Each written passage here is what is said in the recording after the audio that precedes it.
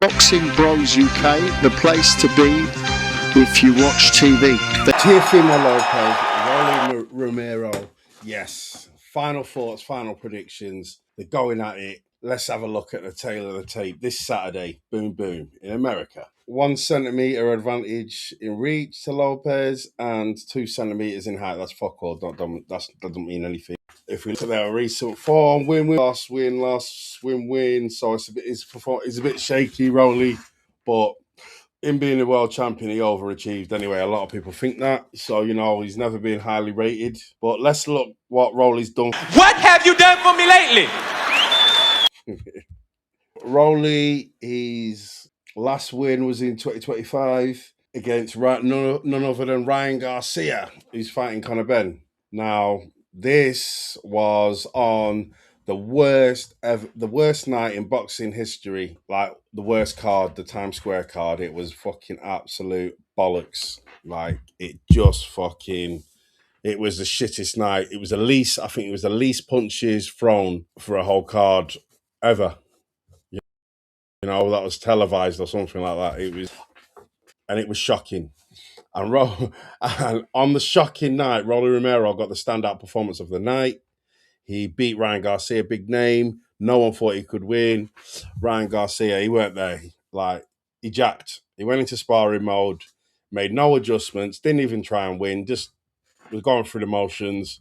And it was just a terrible, terrible fight. And he didn't even try and win, didn't do nothing, just sparring mode, jab, move, jab, cover up, tuck up. Like, just it was horrible to watch, and they barely threw any punches. Rolly Romero, even though he won, he wasn't much better. He just pot-shotted, rough-housed him, Garcia, and that was it. And it wasn't even really bad, like elbow in hell, but it wasn't Dylan White style, Ricky Hatton.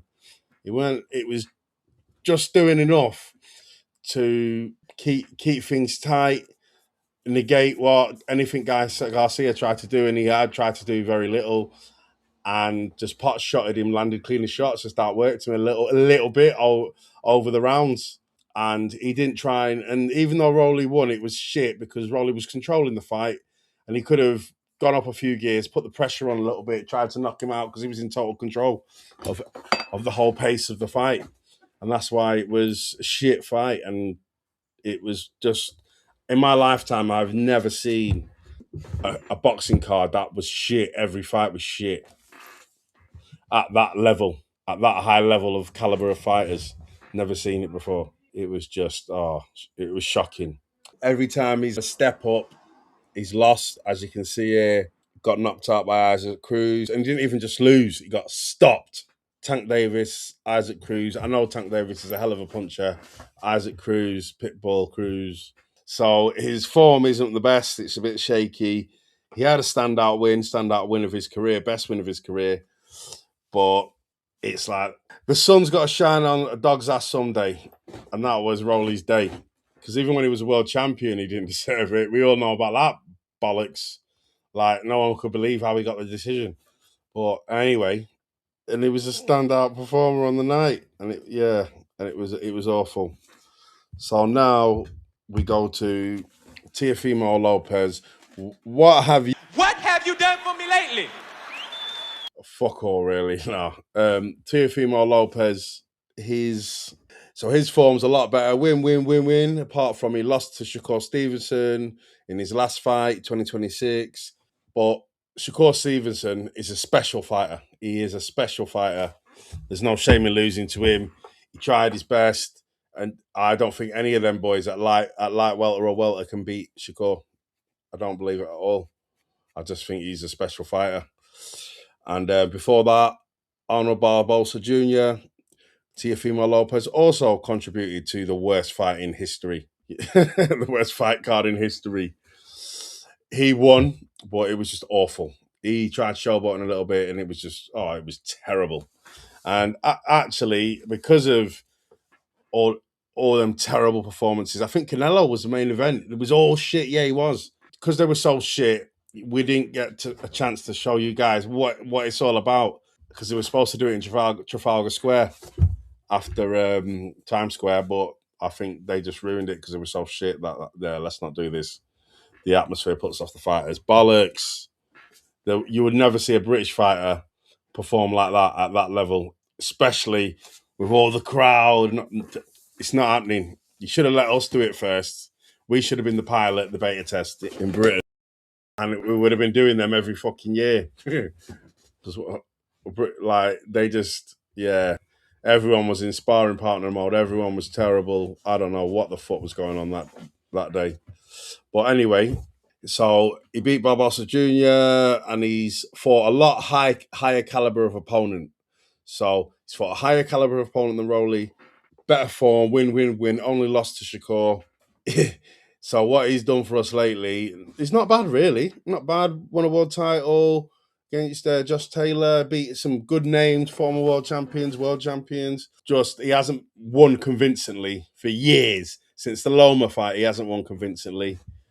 But balancing them together, the Rowley fight, my final prediction is this. My final prediction is Teofimo Lopez. You can only judge a fighter on what he's done lately. A lot better than what Romero's done lately. Teo's been more active. He's fought a higher caliber of opponent, and he's on better form. Although he's coming off a loss, he's on better form. I see this as a confidence builder. Romero, he's a shit talker. He can sell a fight. He's a bit of a name. Was a world champion, but it's about levels. The gap in skill level between these two is massive. It's a gulf. Teofimo Lopez, late stoppage. I see him using this as a confidence building fight, as a fight where he can practice things, work on things, get his confidence back, show everyone how good he is. If any idiots are right thinking that Rolly Romero is going to beat him, just don't be silly. Don't be silly. Don't be silly. He's just going to use this to keep himself in the mix, stay busy, get his confidence back. He's not elite like Shakur, but he's a good fighter. Yeah. And the reason why he's had not won convincingly is because he's been taking hard fights. He's been fighting world champions, former world champions, high-ranked contenders. So if you're a good fighter, on your best day, you beat Loma. On your average day, you just about beat good opponents, and that's boxing for you. And his other issue is his flipping dad. Like, his dad is not the best coach. Like, apart from his son, who has he got to, like, trained, who's been fucking exceptional or great fighter? Nobody. And when he beat Loma, it was off his own fighter's instinct. It weren't off his dad's coaching. His dad told him to stay away, that he's won. And he ignored his coach's instructions, his father, and went out and won the championship rounds because he knew he had to. And that's why I like Teo. He's a good fighter. I've got a lot of time for him, but he needs to get rid of his dad. However, he's added someone new to the coaching team. It was his youth coach, Milton Lacroix. I think I'm saying that right. I hope so.